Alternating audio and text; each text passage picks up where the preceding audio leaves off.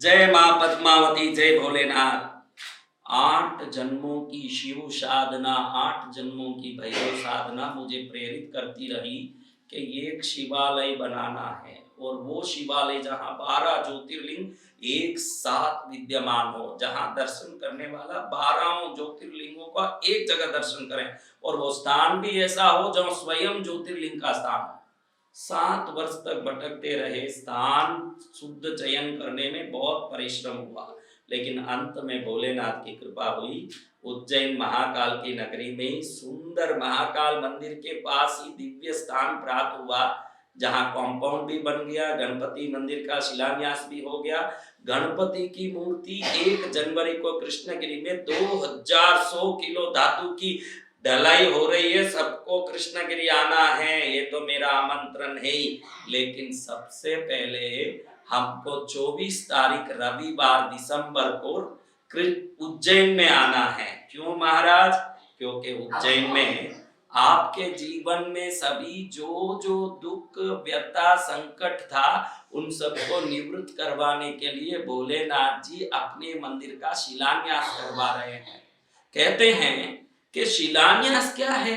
शिलान्यास वो आप लाख बार किसी मंदिर का दर्शन कर सकते हैं, लाख बार अनेकों मंदिरों में भ्रमण कर सकते हैं, 51 शक्तिपीठ के 12 ज्योतिर्लिंग के विश्व के सभी मंदिर में, लेकिन एक मंदिर बनने के लिए खड्डा खुदा हो, उस खड्डे के अंदर सभी क्षेत्रपाल देवों की स्थापना हुई हो, उसकी पूजा हो रही हो और उसी क्षण से उधर खड्डा भरना चालू हो गया और मंदिर बनना चालू हो गया हो, उस खड्डे में जो मंदिर निर्माण के लिए शिला पूजा होती है, मेरे ख्याल से करोड़ में एक आदमी भी इसको देखा नहीं होगा। और शास्त्र कहता है कि जो शिलान्यास को देख लेता है उसको अपने जीवन में स्वयं का मकान लिखा भी नहीं हो, उसका अपना मकान हो जाता है, क्योंकि देवता उस भूमि पूजन से भूमि लाभ का आशीर्वाद दे देते हैं। पिछले बार जब गणपति मंदिर के लिए नींव खोदा गया, उस समय कई लोगों को मैंने कहा ये नींव खोदने में जो जो खड़े हैं सबका खुद का मंदिर हो जाएगा। और जिस समय शिलान्यास हुआ 1 साल बाद, जब मैंने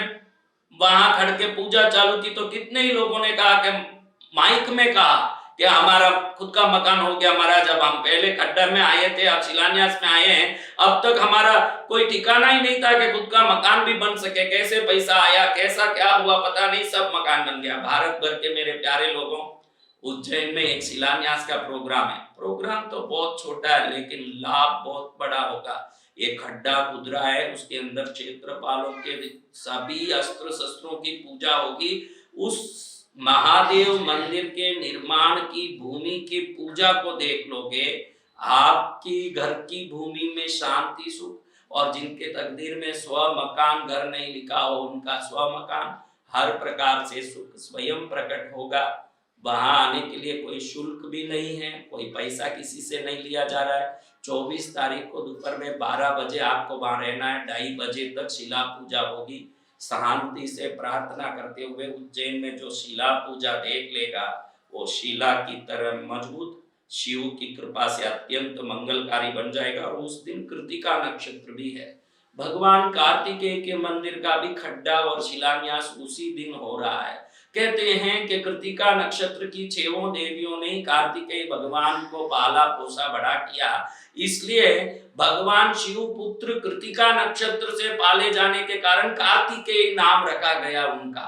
लेकिन उस दिन कृतिका नक्षत्र है और कार्तिकेय स्वामी के शिलान्यास भी हो रहा है, तो मंगल दोष, बच्चों की शादी नहीं, बच्चियों की शादी नहीं हो रही है, ये तकलीफ, पैसे का दोष, ऋण नहीं उतर रहा है, ये दोष सब कार्तिकेय के शिलान्यास के दर्शन से निश्चित रूप से निवृत्त हो जाएगा। क्योंकि कार्तिकेय भगवान मंगल ग्रह के अधिनायक हैं। जो कार्तिकेय भगवान का शिलान्यास और शंकर पार्वती माँ के मंदिर का शिलान्यास एक साथ देख लेगा, वो कह तो सकेगा कि मैंने जीवन में मंदिर कैसे बनता है और मंदिर का निर्माण कैसे चालू होता है ये भी देखा है, और उस मंदिर के निर्माण के चालू होने के दृश्य को देखने वाले के जीवन में कितने मंगल चालू हो जाते हैं ये भी मैंने अनुभव किया है। ये बात हर आदमी बोल सकता है।